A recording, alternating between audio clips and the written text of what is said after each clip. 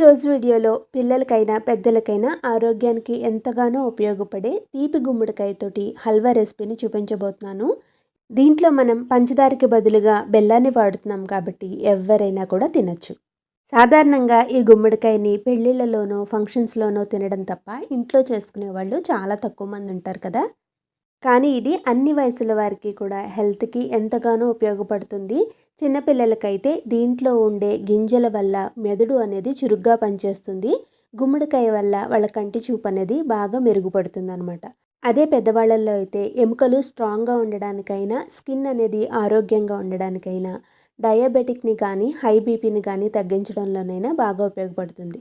ఇంకా దీంట్లో క్యాలరీస్ అనేవి తక్కువగా ఉండి, పీచు పదార్థం ఎక్కువగా ఉంటుంది కాబట్టి వెయిట్ లాస్‌లో కూడా ఇది బాగా ఉపయోగపడుతుంది. కాబట్టి ఈ గుమ్మడికాయని మనం రెగ్యులర్‌గా డైట్‌లో కనుక తీసుకున్నాము అంటే చాలా వరకు ఆరోగ్యాన్ని కాపాడుకోవచ్చు.